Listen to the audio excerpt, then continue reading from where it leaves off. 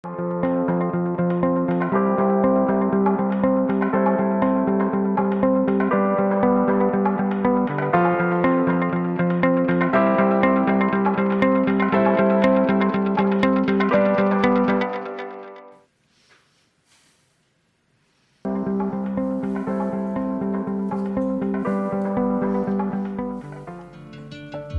Guillermo Pepe, fundador de Mamotest, la primera red de telemamografía de América Latina. Hoy la única manera de luchar contra el cáncer de mama es a través del diagnóstico precoz. Resolvimos entonces desarrollar la primera red de telemamografía de América Latina. Esto es un centro madre donde están los médicos especialistas en diagnóstico mamario y luego abrir en el interior de las provincias centros satélites. A estos centros satélites las mujeres acuden, se hacen la mamografía, esa mamografía se envía a través de internet que la devuelven al lugar de origen con su correspondiente diagnóstico en menos de 24 horas. Con esto logramos que las mujeres no tengan que trasladarse y tengan a los médicos especialistas cerca de su casa, ¿no? Hoy estamos llegando a 25.000 mujeres, pero podríamos llegar en los próximos 2 o 3 años a 200.000 mujeres por año. Se podría pensar en toda una industria que exporte diagnóstico médico de alta calidad al mundo, ¿no? Acabamos de empezar, digamos.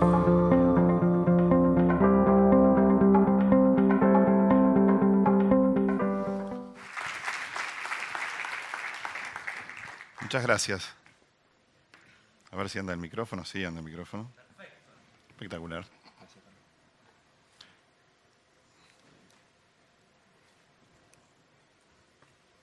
Y espérenme un segundo, voy a hacer algo.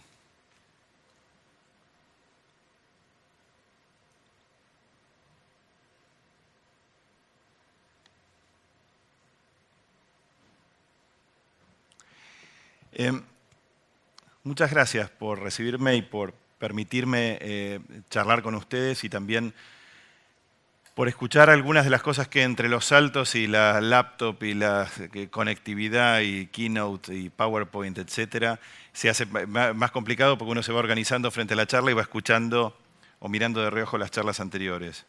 Estuvo muy bueno lo que pude ir recibiendo indirectamente de eso y espero que lo que pueda compartir con ustedes les sirva. Y yo lo que quisiera hacer es una especie de reflexión sobre el tema este que se ha puesto tan tremendamente de moda, que es la innovación y el concepto de innovación en sí mismo. Déjenme mostrarles algo que no pertenece ahora, sino que es una mezcla del siglo XVIII y hoy. Esta es una pieza de videoinstalación de Gavin Turk. Gavin Turk es un videoartista y expuso en el Museo Freud, en Londres, esta pieza. Y esta pieza lo que muestra es esto, que no es un señor, sino un robot. Y este robot no fue creado hace 10, 15 o 20 años, sino hace 2 siglos y pico, de hecho. Y que es un autómata. Y ustedes están familiarizados con estas piezas casi de relojería, representadas antropomórficamente, una pieza que lograba mover obedecer a determinados comandos, hacer determinadas cosas, en este caso mover una pieza de ajedrez constantemente. Y pareciera que hay una obsesión, especialmente en este tiempo, y me llamó la atención la provocación de Gavin Turk de hacer esto, ni más ni menos que en el Museo de Freud, en lo que había sido la casa de Freud, porque si hay algo que es imposible con los humanos y con nosotros humanos, es predecirnos, o al menos eso pareciera. Somos por naturaleza, y ese es el encanto que tenemos, impredecibles.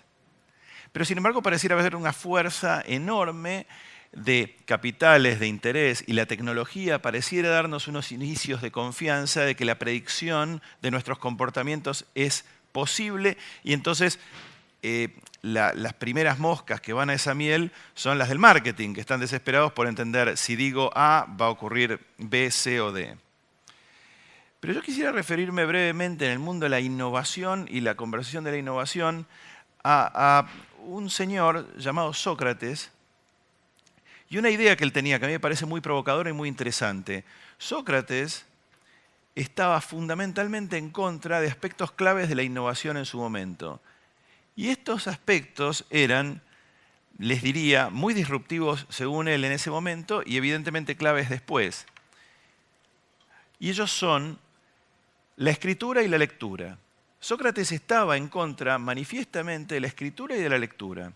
Y él explicaba en una expresión bastante interesante y una opinión bastante audaz de su parte, que la escritura y la lectura iban a impedir una herramienta fundamental de la convivencia social y política, que es el diálogo, la conversación. ¿Dónde va a quedar la conversación si ocurren la lectura y la escritura? Y yo creo que estoy de acuerdo con Sócrates. Estoy más de acuerdo que de desacuerdo, porque lo que trato de tomar es qué es lo que él quiso decir con esto. Lo que él quiso decir en realidad con esto tiene que ver con algo que vamos a inventar una palabra, y yo detesto las palabrejas combinadas y que dicen que tratemos de prestar atención también al opuesto de la innovación, cualquiera sea la palabra. Porque es probable que en cada paso de la innovación nos estemos olvidando de algo. Entonces, en general, cuando uno habla de innovación, uno habla de lo nuevo.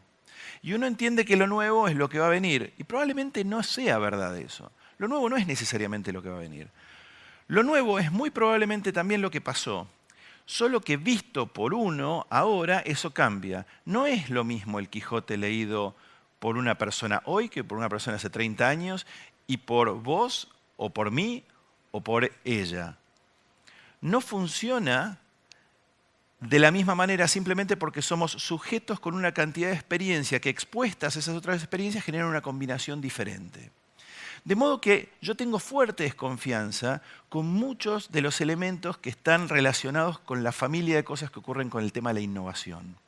Y si me permiten, me gustaría compartir con ustedes algunas cosas del camino que me llevó a pensar este tipo de cosas y ponerlos de alguna manera en crisis frente a ustedes. Idealmente vamos a tratar de hacer pelota estas ideas en la cabeza de ustedes y probablemente esto también me ayude a cambiarlas o a evolucionar hacia algún lado, pero es ciertamente lo que me está pasando aquí y ahora y me ha pasado en los últimos tiempos respecto a este tema.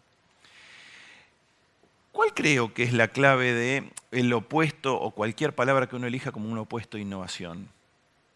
A mí me parece que hay veces que hay que rebobinar en determinados temas para comprender, en el contexto de la próxima gran cosa que va a ocurrir, algunas ideas que a mí me parecen, o unas nociones que me parecen importantes. Primero, la noción de propósito. ¿Para qué es esto que estoy haciendo? Respecto de mi naturaleza humana, respecto de mi condición. ¿Para qué es esto? ¿Esto transmite en mí o desde mí y hacia los demás un sentido de propósito?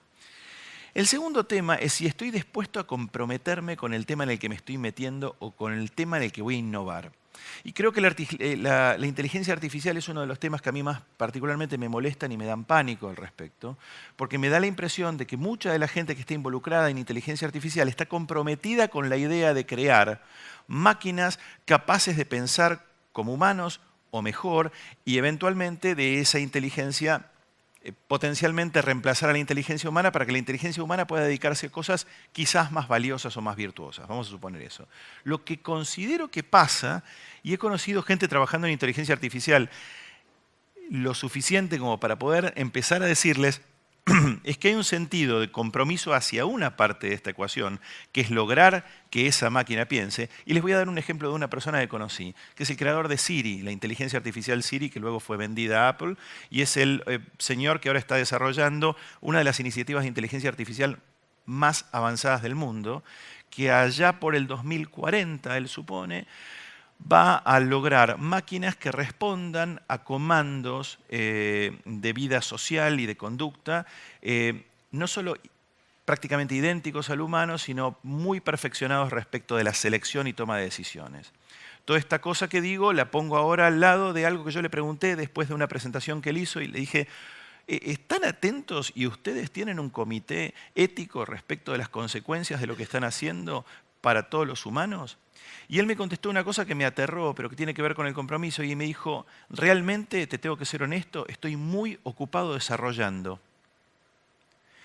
No creo que haya una pregunta más importante que la que tiene que hacerse una persona que está supuestamente organizando algo que va a rivalizar fenomenalmente con los seres humanos, que esa, y sin embargo, es tal el sistema de pensamiento y dedicación que hay que poner en semejante cosa que hace muy difícil considerar todas las otras. Nuevamente, creo que ahí interviene por un momento es el sentido de propósito de esto que estás haciendo. ¿Estás haciendo algo para qué, para quién y cómo y con qué consecuencias? Eso nos lleva, creo yo, a una búsqueda de una determinada verdad y ser fuertemente honestos con esa búsqueda de esa verdad. Y por eso tuve que volver a Sócrates, porque me parece que eso solamente lo explica la filosofía y potencialmente para aquellos con una conexión con la espiritualidad, la teología. Y finalmente la belleza, que me parece que no es un elemento menor, que creo que es un elemento mayor. Nos vinculamos y nos conectamos con la belleza porque en general la belleza nos acerca a la felicidad. Y esto no es menor, y no necesitamos un neurólogo o un neurocientífico, como se llama ahora y está tan de moda. En cuanto ocurre cualquier cosa, hay que traer un neurólogo para explicarnos por qué ocurre.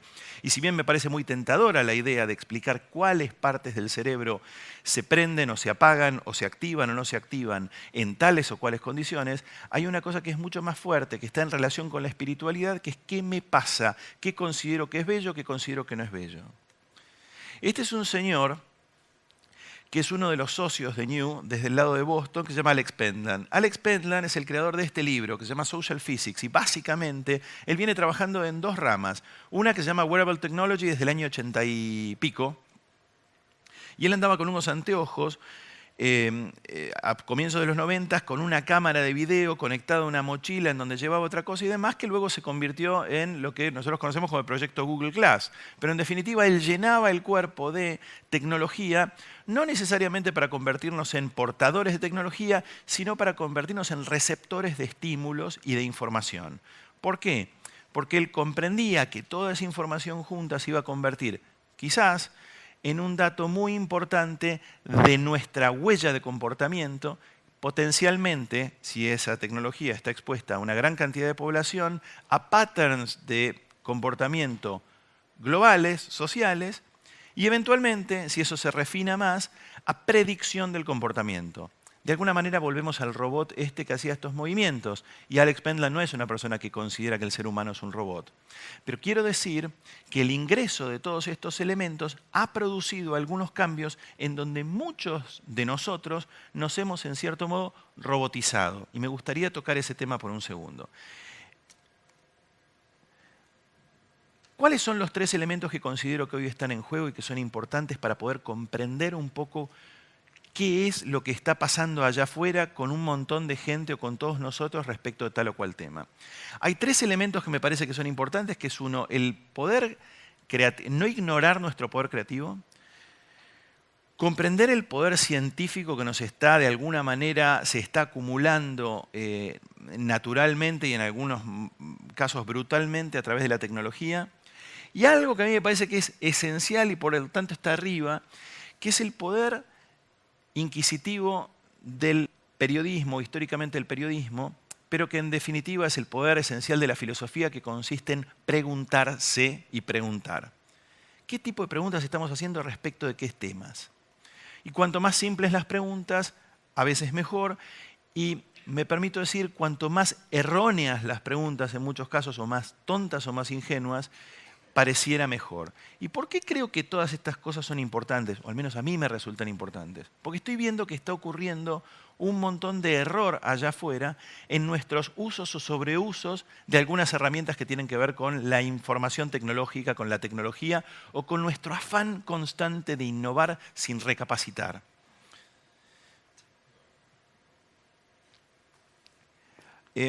Estoy pasando rápido algunos de los chats porque no quiero que se alargue el tiempo, pero quiero decirles una cosa que me parece que es importante.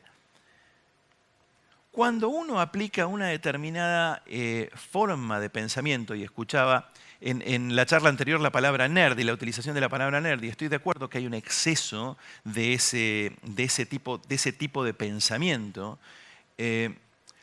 me hace acordar esta obra de Marvin Minsky, es un matemático y es un desarrollador y es un tipo fenomenalmente importante en el mundo de la ciencia y posteriormente la tecnología, que creó esta máquina que creo que explica qué es lo que pasa cuando una persona en estado de nerdismo o de exceso matemático o de especulación de tipo casi matemático crea una obra.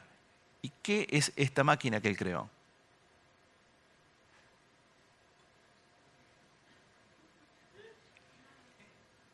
Él creó esta máquina inútil, que consiste en una máquina que se prende para que la máquina opere apagando. y que es muy amiga del video, el loop, ¿no? De video, porque uno podría quedarse horas, creo yo, me podría quedar un buen rato mirando esto y si es posible con un sándwich en la mano me quedo más. Creo que hay un gran peligro de que todas estas maravillas de la ciencia, la tecnología y la matemática nos lleven a este tipo de conclusiones. Mi abuelo era matemático, mi padre le gustaba mucho la matemática, arquitecto, y tengo una familia, hermano arquitecto, que están en relación con la matemática. Pero a mí siempre me sorprendía esta cosa de que si vos vas de A a B y decís, bueno, ok, la mitad del recorrido de A a B es este recorrido, y la mitad de este recorrido es esto, y la mitad de este recorrido es esto, y la mitad, y la mitad, y la mitad. Pareciera ser que nunca llegabas a A, o sea, que nunca podías empezar, o por lo tanto también, si hacías la ecuación para el otro lado, desde el punto de vista matemático, era posible que si hacías ese ejercicio nunca ibas a llegar a B. Yo decía, pero se puede llegar a B, efectivamente se puede llegar a B, yo puedo ir desde acá hasta acá y agarrar algo. ¿Cuál es la diferencia que hay entre la matemática y la especulación teórica de algo y la realidad? Y yo les voy a dar un ejemplo de algo que yo leí los otros días sobre el servicio de inteligencia francés en su contratación de talento. Y ellos escribieron un brief que a mí me parece muy, muy francés y muy interesante, que decía: buscamos PhDs, o sea, doctores en filosofía, buscamos PhDs que puedan ganar una pelea en un bar. Y a mí me pareció una de las provocaciones más interesantes respecto a quién estaban buscando. En realidad, estaban buscando una persona que tenga capacidad académica, pero también tenga calle y que se pueda comer un par de manos, y en lo posible poner un par de manos. Pero eso lo que implicaba es una lectura del humano, una lectura del otro lado. Yo mientras estoy trabajando en esto, en donde se combinan un socio del MIT y gente del lado de Londres que tiene que ver con más el palo de la creatividad y mezclar y cruzar analytics con creatividad y con impulso creativo, hago lo imposible, y me imagino que todos ustedes hacen lo imposible, para vincularme de las maneras que sean posibles con las mentes menos brillantes del mundo. Y esto fácilmente le da bienvenida a mi mente. Eso tranquiliza enormemente la ecuación, porque yo me relaciono fenomenalmente con similares. Y lo que me parece que estamos empezando a perder es una cosa que yo creo que es tan sencilla como el contacto con los otros, que es un aspecto muy, muy esencial y muy original. Y muy, muy original respecto de origen, pero supuestamente muy poco innovador. Les quiero contar muy rapidito cuáles son las cosas que hemos estado haciendo en los últimos tiempos. Una de ellas consiste, un poco en el anticipo que hacía José, en colaborar con las FARC y con el gobierno en dos cosas: ayudar a FARC posteriormente al conflicto, y dado que pareciera ser imposible negar la paz y el acuerdo de paz, a re-engage con la sociedad, a restablecer un vínculo con la sociedad, y luego analizar referéndum y escenarios posibles del referéndum. Básicamente, se trataba de encontrar un poco de calidad de información. Encontrándome con los comandantes de la FARC, ellos pudimos establecer una buena relación y un buen diálogo en la búsqueda de información y el entender de dónde ellos venían y de qué manera ellos habían llegado al lugar en el que habían llegado. Pero eso fue únicamente posible a través de un viejo, viejo recurso que se llama sentarse a charlar con alguien. Y tener esa conversación desde los lugares más simples posibles y lograr eventualmente esas inquisiciones, no con preguntas demasiado inteligentes. No necesariamente tenía las preguntas más inteligentes, pero tenía las preguntas más sinceras. ¿Qué cosa había llevado a tal o cual persona a estar en la selva 30 años? Para que ustedes tengan una idea, un militar en Colombia tiene que hacer una rotación muy, muy, muy continua en la selva, porque es una cuestión de unos pocos días y te empezás a sentir absolutamente desbordado por la situación física, por la situación topológica, por la situación de la temperatura y de la humedad, de los insectos, de las molestias y demás. Y estamos hablando en términos de días, que tiene que haber un relevo de un grupo a otro grupo. En el caso de la FARC estamos hablando de personas que han estado 20, 25, algunos de ellos 30 años, solamente en la selva. Ahí dormí, Este es un vecino con un AK-47. Esto es un lugar llamado La Economía, donde se guarda la comida. Te vas dando cuenta que estás entrando más en confianza cuando puedes filmar a dos guerrilleros, uno cortándole el pelo al otro. Esto es a la noche, en una celebración que tenía que ver con la esperanza que ellos tienen del final de la guerra, que es una esperanza que luego de empezar a conocerlos entiendo que es genuina. Este es un señor, un fotógrafo, que tiene mucho que ver con el tema de la belleza para mí, que no tenía las credenciales para entrar al campamento de las FARC y que nos conocimos en un avión y que entró con nosotros al campamento. Y es un fotógrafo que trabaja para Getty, pero que ha publicado fotos importantísimas de New York Times en particular. Durante esos 2 días y medio, las fotitos que yo les mostré, que son fotitos de iPhone, él obtuvo estas fotografías que muy probablemente el año que viene estén en el WordPress Photo en algún lugar de eso. La observación con humanidad y con simplicidad puede llevarnos a lugares de enorme felicidad y de enorme belleza, aún en situaciones de terrible tragedia. Y si ustedes entran en el detalle de algunas de estas imágenes, se van a dar cuenta que tal es el caso. Hay tragedia y hay belleza y están juntas. En La Habana nos fuimos encontrando con cada uno de los protagonistas de esta discusión de paz. Uno de ellos es el señor llamado Pablo Catatumbo, que es uno de los 3 comandantes de la FARC. Iván Márquez, Pablo Catatumbo, Ricardo Telles. Este fue el encuentro junto con Francisco Moreno Campo en donde nosotros pudimos comenzar a hablar de la importancia del pedido de perdón de la FARC a la sociedad. El perdón antes que nada, y pudimos encontrar y comprender que francamente había argumentos para creer que las FARC estaban en una nueva etapa. Y en esta nueva etapa el perdón tenía que venir antes que ninguna otra cosa. Pero voy a ir derecho a algo antes, y voy a saltear el video este. No solo el pedido de perdón, no solo ellos estuvieron de acuerdo con el pedido de perdón, sino que empezó a ocurrir en hechos tremendamente trágicos, puntuales, en donde las FARC se sentaron con familiares de las víctimas de esas tragedias y pudieron decirles genuinamente, luego de años de explicar cuáles eran sus pautas, sus condiciones, por qué estaban haciendo lo que estaban haciendo, pudieron decir perdón antes que nada. Y las reacciones de los familiares, que podían haber sido reacciones exasperadas, fueron total y absolutamente sorprendentes en el sentido de que se encontraron aliviados de que podían al menos encontrarse con otros humanos a compartir ese dolor. Esto es una reconfiguración enorme de todo un grupo de gente, miles de personas, me refiero a las FARC, que tenían una agenda diferente y que ahora entienden una posibilidad distinta. Claro que allá afuera, en el resto de la sociedad colombiana, había un referéndum que iba a ocurrir. Y en Bogotá pude estar con todas las personas posibles respecto de esto, desde el expresidente Gaviria hasta chicos de 10 años del colegio.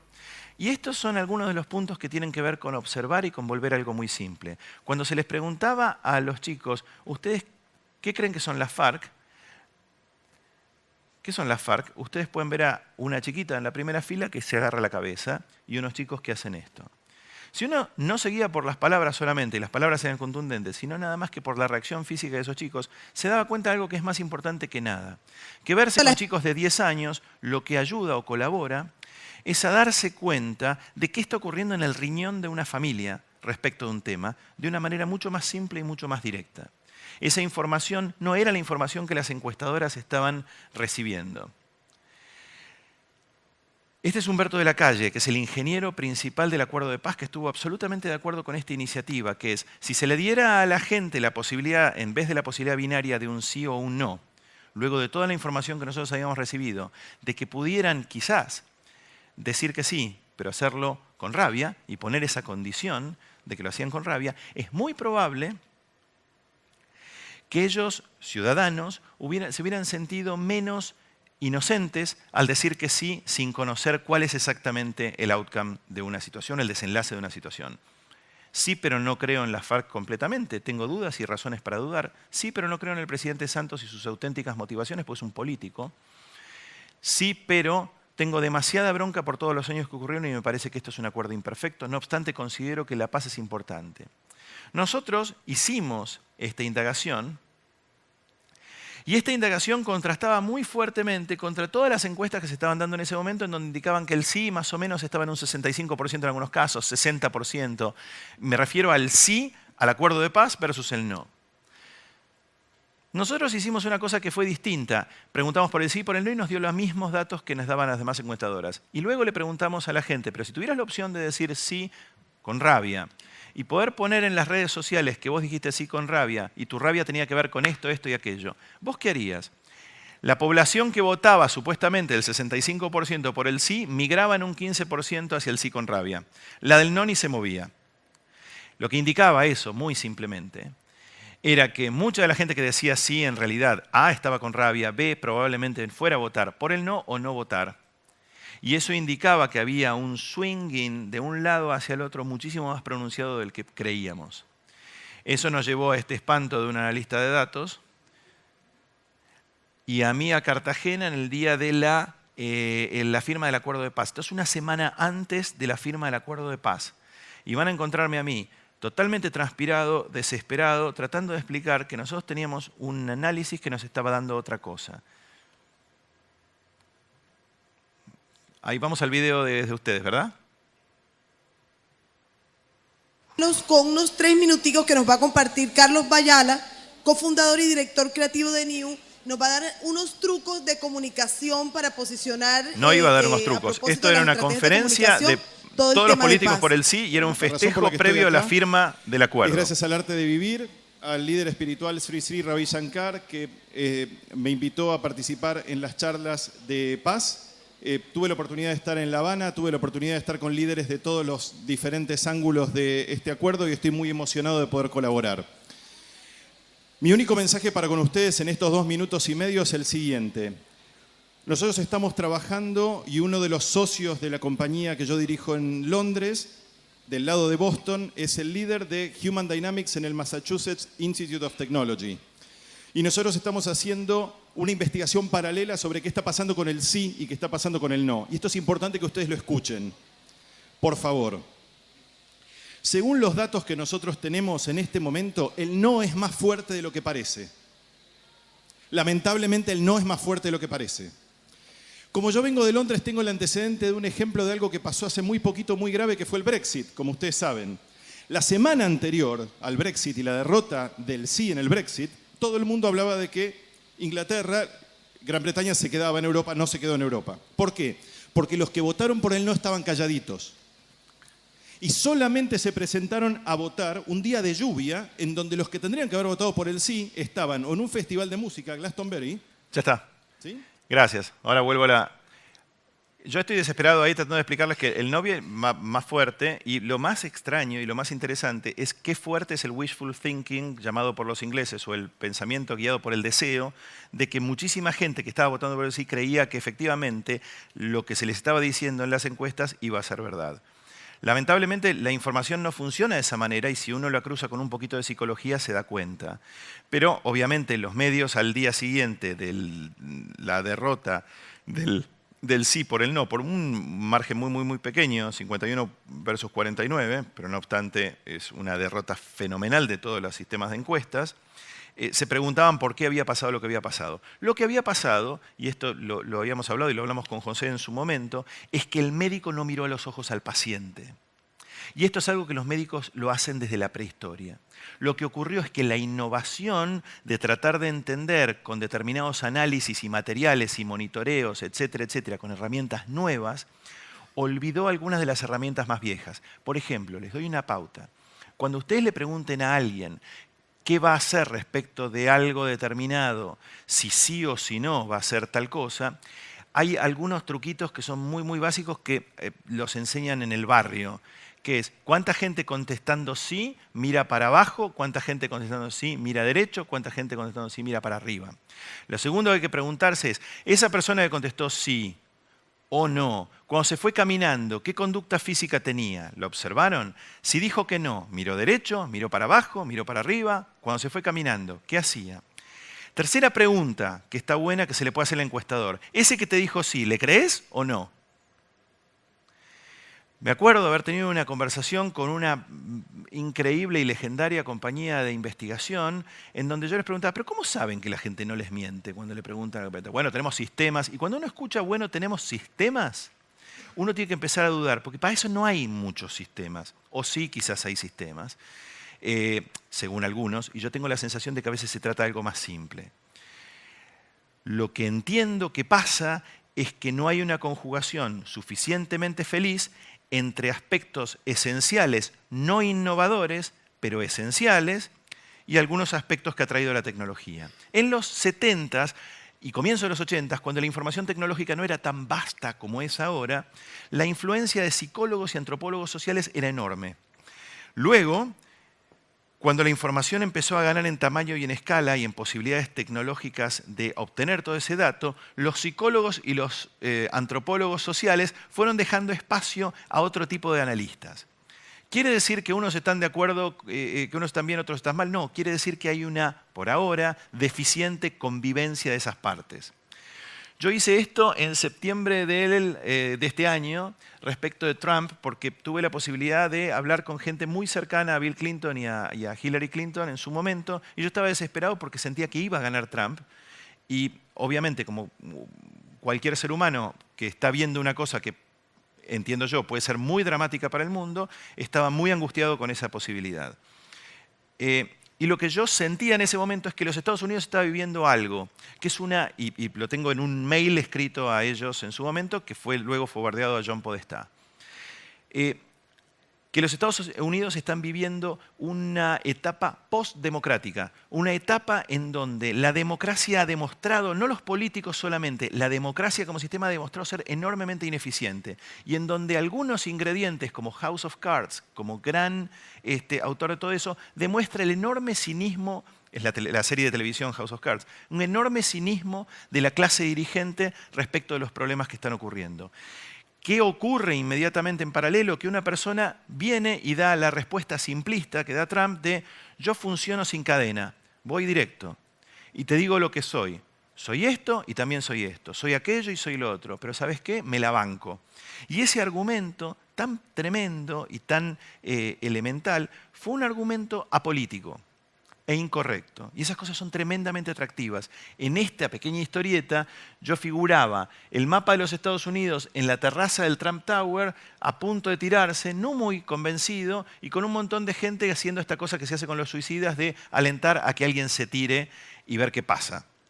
Y tengo la sensación que hay una buena parte de la población tremendamente desencantada con la globalización, ve el aspecto fallido que tiene la democracia en la respuesta directa de sus problemas, que apostó por él por esa razón. Y esa razón está llena de adrenalina.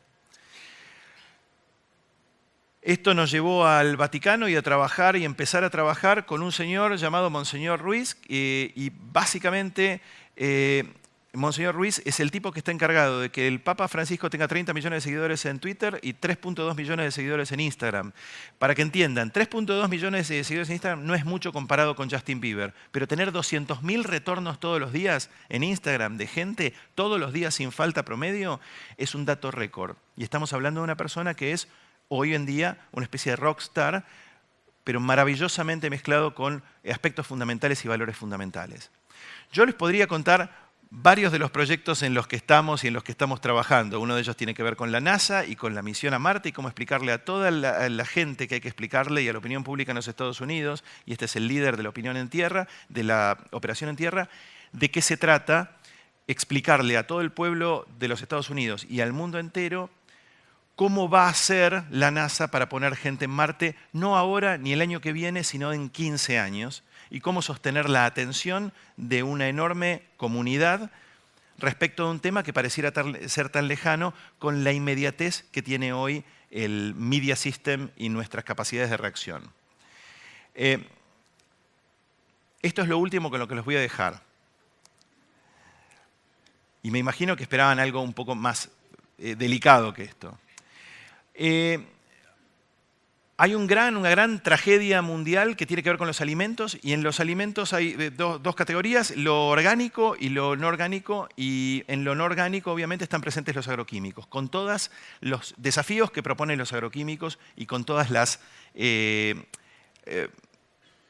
amenazas que tiene a nuestra salud, que involucra a nuestra salud. Y obviamente que del lado de la innovación uno puede creer que es imposible avanzar en la idea de los alimentos sin pensar que los agroquímicos van a ser un elemento central. Y esto es cierto. Sin embargo, gente de innovación, del Departamento de Innovación de Greenpeace, considera que sería muy importante tener una posibilidad que lo orgánico tenga una posibilidad masiva en el mundo nuevamente, que lo orgánico vuelva y que de alguna manera se vuelva a explicar lo orgánico no como algo premium o algo selectivo, sino como algo que realmente está a disposición de todo el mundo. Estamos desarrollando una yerba, y es una yerba mate, y hemos registrado una marca que va a dedicarse a los jóvenes, que es orgánica, pero que no va a decir orgánica en ningún lado, porque tenemos información que indica que hoy el público grande, cuando se le dice orgánico, dice muy lindo, pero no es rico.